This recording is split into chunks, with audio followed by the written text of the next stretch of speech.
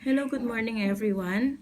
We are here to present to you the classification of learners with special needs. And I'm Madonna Mendoza, presenting to you the learners with intellectual disability. When we say intellectual disability, is abnormality that has enormous social effects, not only affects the people who suffer from it, but also the family and society as a group. We have here the following reasons why intellectual disability is being used instead of mental retardation. So the first one reflects the change construct of disability described by the AAIDD and WHO or World Health Organization. For the number two, aligns better with current professionals practices that focus on functional behavior and contextual factors.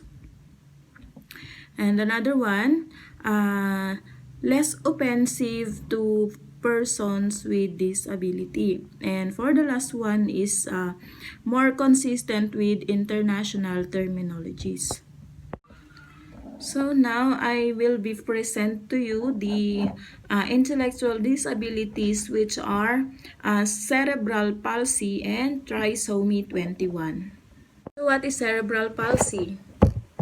Cerebral palsy or CP is a group of disorders that affect a person's ability to move and maintain balance and posture.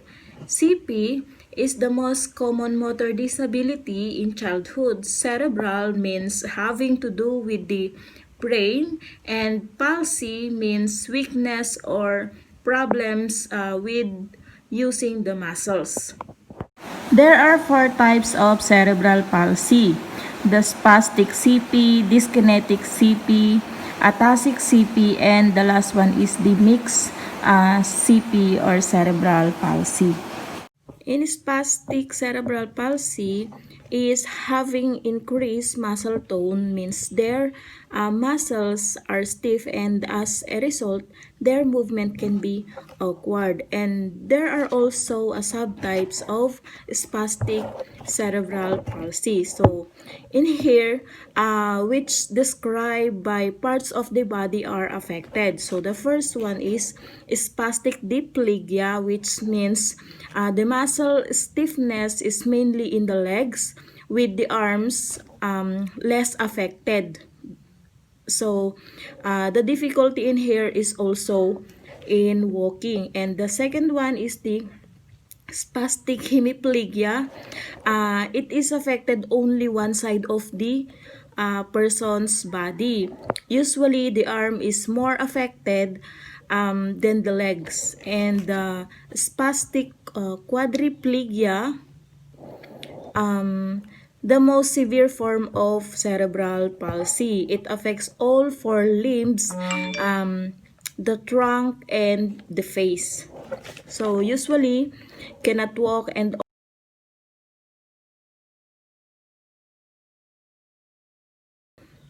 the difficulties of having a spastic quadriplegia, usually cannot walk and often have other developmental disabilities such as intellectual disability, seizures, or problem with vision, hearing, or speech.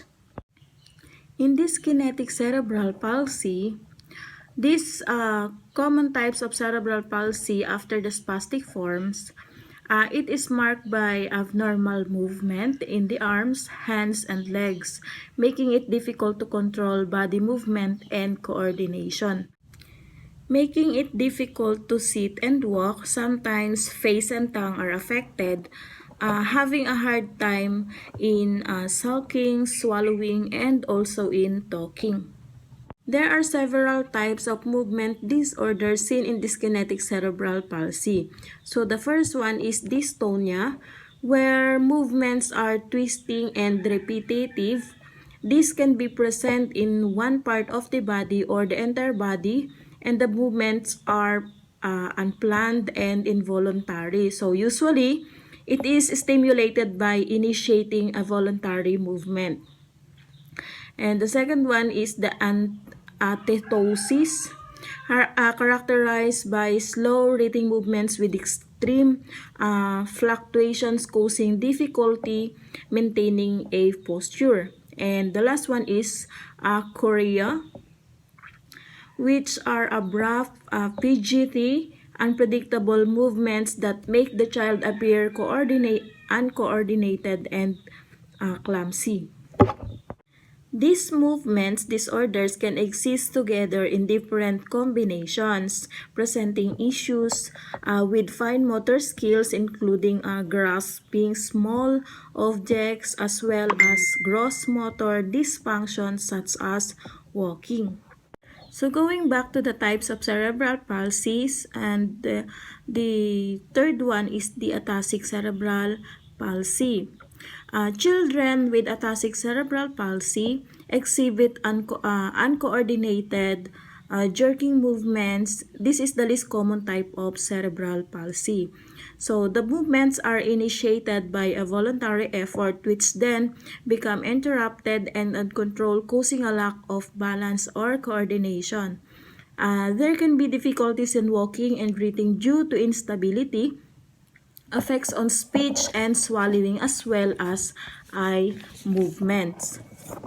So, having problems with balance and coordinations, they might have a hard time controlling their hands or arms when they reach for something. And for the mixed cerebral palsy, which is the last types of cerebral palsy, sometimes children develop a mix of the types cerebral palsy. A combination of dyskinetic and spastic cerebral palsy is the most common, but children can create a blend of any cerebral palsy. So the symptoms in having a mixed cerebral palsy will define on which type of cerebral palsies in child has.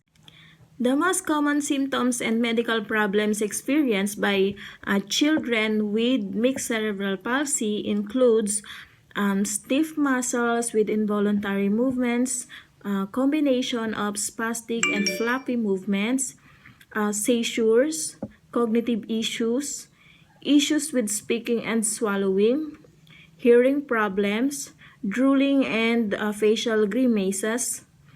And the last is the vision problems including lazy eye and cortical blindness. Let's now proceed to trisomy 21, also known as Down syndrome. A trisomy 21 is a genetic condition caused by an extra chromosome. It is a genetic disorder caused by the presence of all or part of the third copy of chromosome 21, typically associated with physical growth delays, characteristics, facial features, and mild to moderate intellectual disability. Children and adults with Down syndrome have distinct facial features. So we have here the flattened nose, small head, short neck, protruding tongue, upward slanting eyelids, unusually shaped or small ears, poor muscle tone, broad, short fingers with single crease in the palm, relatively short fingers and small hands and feet, tiny white spots on the colored part of their iris of the eye, and short height. Having a Down syndrome might also have the complications. It might be heart defects. These heart problems can life-threatening and may require surgery in early infancy. The next is gastrointestinal or GI defects, risk of developing digestive problems such as GI blockage, heartburn, gastroesophageal reflux, or celiac disease may be increased. And the next is immune disorder. People with Down syndrome are at increased risk of developing autoimmune disorder, some forms of cancer, and infectious diseases such as pneumonia, and sleep apnea. So how these conditions are similar? Both Down syndrome and cerebral palsy are conditions that occur in the womb or near birth. Neither one can be cured, but both can be managed with physical, educational, social, and psychological interventions. Treatment can be given to manage symptoms of either conditions such as seizure, medications for a person with cerebral palsy, or surgery for heart defects in a child with Down syndrome. The next is the children living with these conditions face many different challenges. And the last one is they all need support from professionals as well as loved ones, therapies, and interventions that help them manage symptoms, treat complications, and live lives that are fulfilling and satisfying. So let's now proceed to the classification of learners with learning disability.